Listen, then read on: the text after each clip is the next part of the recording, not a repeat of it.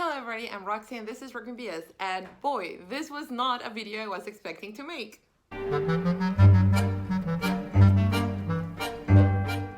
How are you? How's life been treating you? I hope okay. I'm honestly quite in high spirits, although exhausted constantly because I'm working on many projects, some of which are relevant to this account and will be announced in due time. Some others are just other things that I've been working on. I'm super excited. But also just being able to walk around has done wonderful for my mental health. I don't go to malls, I just walk the streets and go to parks and wear a mask and buy delicious food. It's bliss. I'm so happy. As I said in my Victober wrap-up, link down below and in the eye as always, I read other things that weren't on my TBR. I don't know what happened. I just felt compelled to pick up a number of different things. On that note, this is not a big pile and most of the books are pretty short. That's because I am in the middle of so many different anthologies and collections. I'm also in the middle of War and Peace and the Brothers Karamazov. You'll get updates on that probably in December because as we move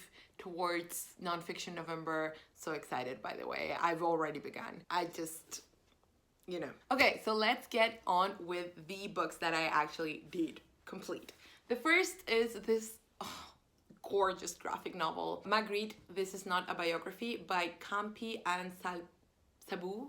Probably. This is actually translated from the French, which I didn't know when I first got it, but was very pleased by. This was translated by Edgardo Gauvin. That's the pronunciation I'm going for. As it says, it's not a biography of Magritte, it's actually a surreal exploration of his character through his art. It's about this man here who on impulse buys Magritte's hat and so is pulled against his wishes into this dreamland of Magritte's world, which is very complex, and Magritte always wanted to keep people at bay and kind of not reveal his character, but you know, art, even when you conceal things, reveals things. So it's super interesting. The story itself is very fantastical, and also it's just very fast and kind of nonsensical. It's like you don't read it for the story, you read it for the absolutely gorgeous art. But also I feel like the whole process, and that was the purpose of reading this, is like entering a Magritte painting. Like things don't make a lot of sense and it's so much more about the experience than anything else. And I feel like if you're looking for an actual biography or an actual graphic novel, this might not be what you want. But if you love art, and even if you don't enjoy Magritte, but are interested in the relationship between art and artist and art and life and that sort of thing, I think this is a really, really cool one to pick up. I really loved it. It's not like the best thing that I've read this year, but it's one of my favorites and one that I'm sure I will revisit so much. Also because I do love Magritte. Just, it's one of the best investments I've made all year. By the way, this is a series. I own the Van Gogh one, which I'm also going to be reading soon. I want to get the Dali one and the Munch one. Probably that's Munch, right? Anyways, I am okay not reading the Gauguin or the Picasso. I do like Picasso's art, and I am interested a bit on his biography, but I also kind of really, really dislike him. And if you know me, you'll probably know why. Anyways, let's move on. Something that I did announce, and originally this was going to be just an aside on my Victober wrap-up, but then because I had so many non-Victober things to wrap up, I just moved it to here. This is Kitteridge by Elizabeth Strout. This is a collection of interconnected short stories all about this little town in Maine, and it's just so good. Like, I understand now why people praise her so much. Kitteridge is also such an interesting woman. She's so unlikable, especially because it takes a while until there's one story from her perspective. And also not all the stories are about her and her family. There are also stories where she's only a distant figure because she taught math, I want to say, at the local school. So a lot of the protagonists have been her pupils. And also her husband is very well liked. And so a lot of stories are about something else entirely, but they mention the husband and they mention her and how stoic and scary she looks. It's so interesting. I find that so many of the stories have stayed with me that I'm definitely going to be picking up the sequel, because I think it's actually not a straight up sequel. It operates just as this one, where it's interconnected short stories. So yeah, if you're looking for a very character driven little explorations, other very strong themes include modernity and the contrast between city life and, you know, small town life, family relations and affection and mental health, the way it treats mental health. Oh my god, really recommend this. And I also do recommend the HBO series with Frances McDormand, who embodied all the Kitteridge so damn well. Both are super complementary. There are episodes of the HBO series that are exactly like the stories, but there is a visual element that's really striking there. And then there are so many stories that are not on the show. Totally worth going for both if you so desire. I also read this lovely memoir, Stare, My Broken Brain and the Meals That Brought Me Home by Jessica Fechtor. This is exactly what it says. Basically, this woman who always liked to cook started a blog while she was recovering from her brain injury, which was basically just an accident that happened. There wasn't anything particularly terrible that motivated it. Like, she was stressed, but you know, she was a PhD candidate and involved in so many things, but it wasn't that direct causation. She was overall a very healthy person. This also interestingly includes recipes, so very specific ones. I can't assess how doable these are because I don't enjoy cooking. Let that sink in. I enjoy eating very much, but I'm not someone who gets joy out of cooking. I don't know how good these are, but they sound delicious. I read the preamble and the ingredients and kind of skimmed through the preparation. They sounded really good. I love this. This was a treat. However, I do have a caveat that this is much more just a personal meditation on meals in life than about her brain injury specifically. I think that's totally fine. As I say with memoirs, it's such a personal thing that what a person chooses to emphasize is completely up to them. And I love that she emphasized food in so many different relationships and dimensions of existence and life. So it starts with her as a child, it then goes on to how she met her husband, and then of course also her brain injury and how it helped her and how she started the blog. The blog started to grow, but it doesn't really go into that. It kind of feels like you're talking to a friend and she's telling you about all these things, but it's not excruciatingly painful. She's very practical about it all. It is emotional at times, but again, emotional in a way that feels like someone talking to you about these things, not someone writing for maximum effect, which can go either way according to personal preference, I guess.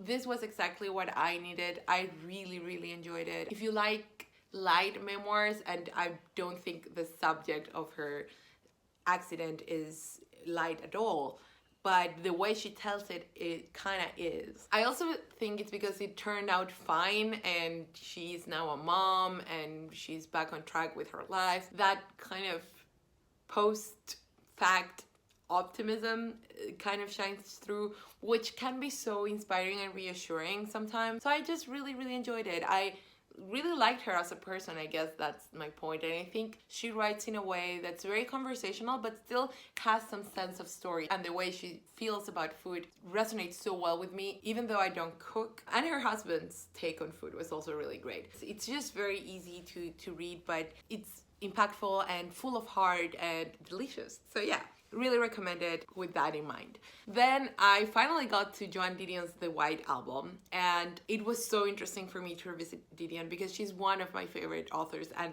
that was confirmed. She's still one of my favorite authors. I just love how she writes. But it was the first time I was also very annoyed with Didion. She has a very harsh piece on the feminist movement that I really disagreed with, but I still enjoyed reading. And incredibly so. I still liked some of her conclusions. I just think she got there for the wrong reasons, if that makes sense. Yeah, I feel like her analysis was coming from a very personal distaste. And I also read a profile by her on Doris Lessing. This, by the way, because I haven't clarified this, is a collection of essays on culture and people and life, specifically at the end of the 60s. So she's kind of meditating through different essays written at very different times on these cultural moments and the sequels they've had. And so anyways, the profile about Doris Lessing made me think, oh my god, she's so harsh. And I think it's because she's very harsh with herself, and she maybe doesn't acknowledge some of her unique situations. She expects other people to live and act as she does without considering that other people may not exist in the same sphere or in the same situations as her. Yeah, that's what it made me think. Still, I loved it. I love that it made me think that. I feel like Joan Didion is one of those authors that even if I hate her conclusions and what she writes, how she writes is still so magnificent, and she has such a strong sense of place, which I think are her strongest essays, that I will never not like what she writes. I just really love dissecting how she does what she does. I would still recommend starting with Slouching Towards Bethlehem if you want to read her essays, because that one was just mind-blowing. Although I do have to reread that one, but I've reread it a couple times and I think it's really good. Now I have Latin American books, of which only one is translated into English. Sorry. First, let's get to the Nona Fernández, who is a Chilean author. I will talk more about her on my upcoming Chilean author recommendations. But yeah, so this is her newest book, Preguntas Frecuentes, or Frequently Asked Questions. And this might be translated soon, and it should, because it is very specific to our current situation with our referendum for a new constitution and all that. But also, it talks about the pandemic and how the pandemic highlights inequalities, and it's done in a very immediate way. It has two voices, both of them are female, and they are very interesting, but it is definitely a book that is more about theme. It's done in this very fragmented way, which I think suits the way a lot of us were thinking in the middle of the quarantine. And then Space Invaders, which is translated into English. I will leave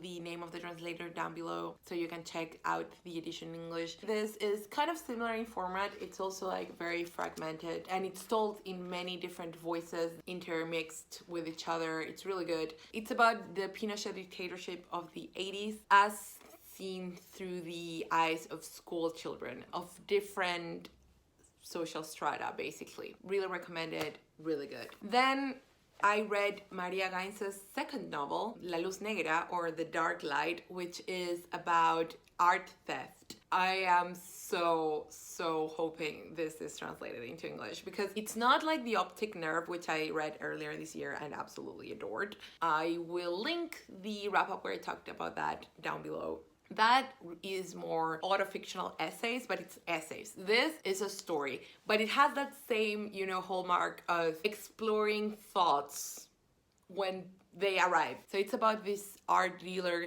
who gets involved with art forgery, and it's about her mentor and one of the forgers, and it's so cool because it's about female relationships in a way that I always enjoy, because I feel like those homosocial, really intense friendships are so interestingly explored between men, and at least what I've been exposed to culturally has always been through men. But the more and more I discover all these women that wrote about that same type of dynamics, but specifically in the female domain, I become more entranced and fascinated by all of that. Fits perfectly with that. In that aspect, it reminds me of Fleur Diaghi's Sweet Days of Discipline, which I also read earlier on this year, which was also a novella, and it was great. But just in that, in form, this is much closer to Optic Nerve meets a bit of a heist film, but it's not about a heist, so that might give the wrong impression. But there is an element of searching that is both literal and metaphysical / internal, and it was really fun. And then I have another novella by Edgardo Cozarinsky, who is an Argentinian author who has some books translated into English. I will try to read something that is translated by him into English so I can talk about it in my upcoming also Latin American authors rec video. This is actually quite similar in that it's about this school kid that meets an older guy, and he becomes kind of his mentor. It is a bit sexually charged, but it's not really about that. That's explored by the author as well, by the way. What joins them is this desire to just experience life. And it's a bit of an exploration of class, because the protagonist here is like painfully middle class. He wants to go out into the world and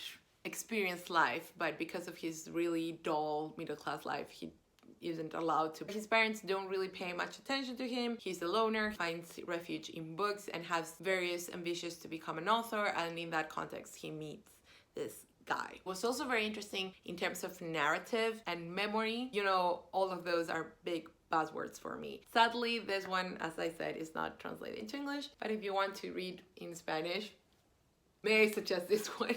We've come to the end of this video. I've been talking for a long time. Not as long as the Nonfiction November video, but I don't think anything will ever be as long as the Nonfiction November video. Famous last words. I read so many things I loved and that I've been really good at picking up what I've wanted to read, and the books haven't disappointed. And that's it. Have you read any of these books? Are you interested in reading any of these books after hearing me talk about them? Leave a comment down below.